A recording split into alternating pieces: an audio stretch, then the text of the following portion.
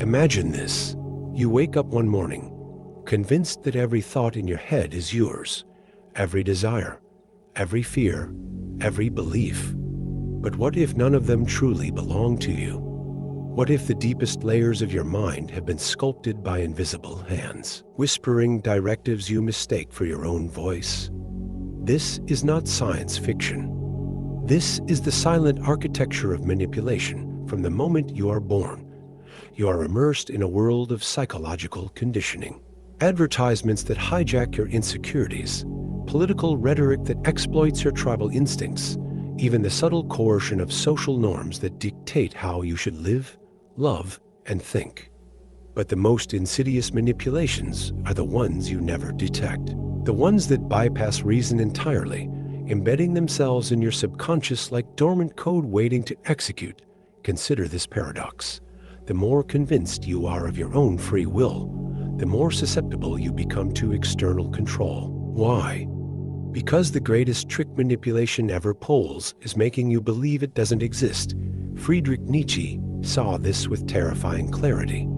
The most common form of human stupidity, he wrote, is forgetting what one is trying to do. And what are most people trying to do?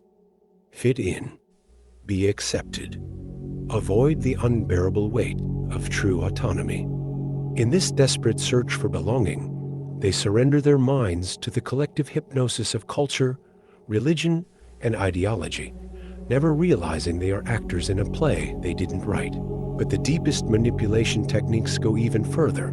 Psychological studies reveal how gaslighting rewires memory, how love bombing addicts you to validation, how foot-in-the-door tactics slowly erode your boundaries. Then there's mirroring, where manipulators reflect your own personality back at you, making you trust them without knowing why. And perhaps the most dangerous of all, the illusion of scarcity, which transforms desire into obsession, convincing you that you need what they're selling. Whether it's a product, a belief, or a version of yourself, ask yourself, how many of your choices were truly yours? How many were implanted by a system that profits from your predictability? The unsettling truth is that freedom begins with a question, not an answer. A question so destabilizing it cracks the foundation of everything you assume is real. What if you are not the author of your thoughts, but the audience? And if that's true, who or what is holding the pen? This is where the journey begins, not with comfort, but with confrontation. Because the moment you suspect you've been shaped is the moment you can start to reshape yourself. But first, you must see the strings. You walk through life believing your mind is a fortress, private, impenetrable, yours. But what if the walls were built by someone else? What if the thoughts you defend so fiercely were smuggled in long before you knew to check for contraband? The greatest trick of manipulation is not force, but infiltration. It doesn't break down your doors. It convinces you to leave them open. Why does this work? Because the human mind is not designed for sovereignty. It is designed for survival. And survival, throughout history, has meant belonging.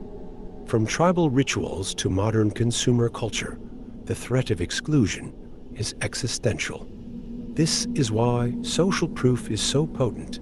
If everyone believes it, your brain assumes it must be true. Doubt is loneliness, and loneliness to the psyche feels like death. Friedrich Nietzsche called it the herd instinct, the cowardice of conformity masquerading as morality. Morality is the best of all devices for leading mankind by the nose. He warned, the more a belief is repeated, the more it bypasses critical thought and embeds itself as common sense. But common sense is often just the echo of someone else's agenda. Carl Jung saw this too. His concept of the collective unconscious reveals how myths, symbols, and fears are inherited like genetic code. The stories you think define you, they were here before you. The gods you worship, the villains you fear, they are ancient patterns waiting to be activated. And those who understand this can pull your strings without you ever feeling the tug. But the most dangerous manipulators know something even darker. The mind defends its prison as if it were freedom. Arthur Schopenhauer saw this in the way people cling to suffering simply because it's familiar. Viktor Frankl observed it in the concentration camps, where some prisoners, even when liberated, couldn't imagine life beyond the barbed wire. The psychological term is learned helplessness, when the brain stops seeking escape because it has been conditioned to believe none exists. And then there's cognitive dissonance, the agony of holding two conflicting beliefs. Rather than face this pain, the mind will rewrite reality. If you've ever defended a lie you knew was false, or doubled down on a bad decision just to avoid admitting you were wrong, you felt its grip. Manipulators exploit this mercilessly. They don't need you to believe them, just to doubt yourself. So ask yourself, what beliefs do you hold that you've never truly questioned? What fears keep you obedient without realizing it? And if your thoughts are not your own, who planted them? This is the hidden problem. The chains are not on your body. They are in your mind. And the first step to breaking them is admitting they exist, but knowing is not enough. Because the system doesn't just control your thoughts, it controls your desires. It doesn't just tell you what to think. It tells you what to want, and that is where the real horror begins. You open your eyes each morning believing you perceive the world as it is. But what if your reality is a carefully curated illusion? What if the boundaries of your thoughts, the limits of your imagination, even the weight of your emotions, are not natural, but engineered? This is the silent power of manipulation. It doesn't just influence decisions, it alters perception itself, the Hall of Mirrors effect. Cognitive scientists confirm that the human brain does not process raw reality. It constructs a model, and that model is shockingly easy to hijack. Confirmation bias ensures you seek information that aligns with existing beliefs, while negativity bias makes threats feel more real than opportunities. Manipulators exploit this by controlling the input, flooding you with narratives that shape your mental model before you can question them. Ever noticed how social media algorithms feed you content that reinforces your worldview? That's not an accident. It's predictive programming, a psychological trap that narrows your reality tunnel until dissent becomes unthinkable, the manufactured self. Jean-Paul Sartre warned, "We are our choices." But what if your choices are predetermined by invisible forces? Studies in priming show that subtle cues, a word, an image, a tone of voice, can steer behavior without conscious awareness. For example, hearing words like old and frail makes people walk slower. Seeing luxury brands triggers competitive selfishness. Repeated exposure to fear-based news increases obedience to authority. Your identity is not fixed. It is a fluid construct, reshaped daily by environmental triggers you never notice, the illusion of choice. Here's the cruelest twist. The more options you think you have, the more easily you can be controlled. Barry Schwartz's paradox of choice reveals that overwhelming options create anxiety, leading people to default to pre-selected, safe options, exactly what manipulators want. Supermarkets place premium items at eye level, knowing you'll choose them. Dating apps use variable rewards like slot machines to addict you to swiping. Politicians frame issues as binary left or right, also them to eliminate nuance.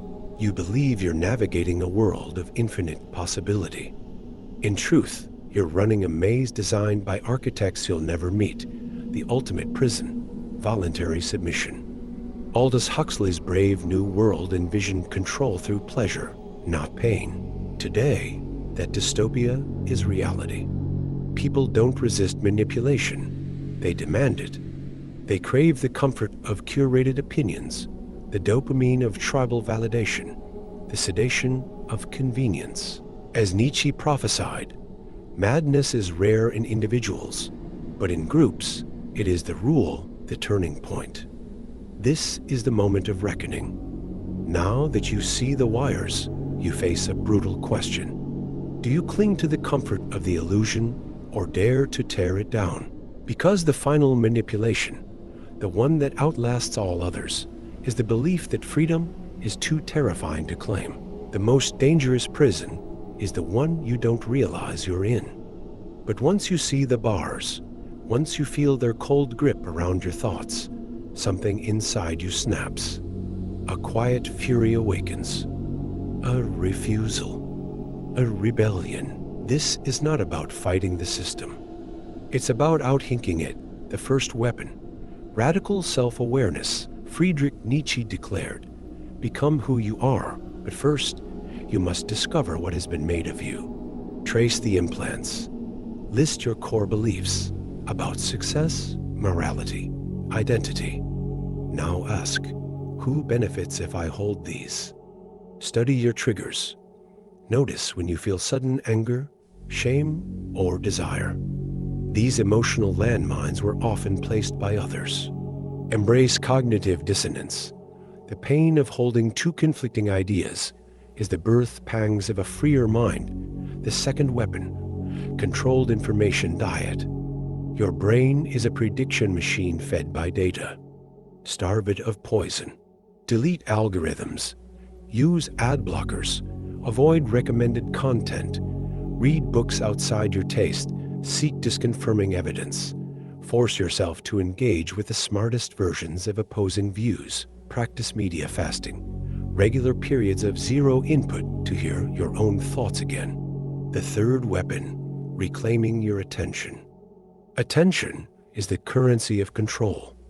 Those who own yours, own you, monotask ruthlessly. The myth of multitasking is a trap to keep you distracted.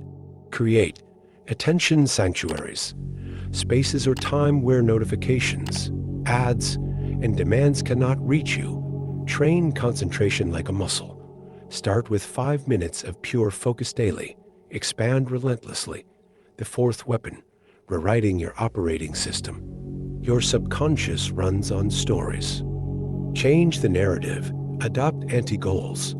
Instead of, I want success, ask, what kind of slavery does success currently represent for me?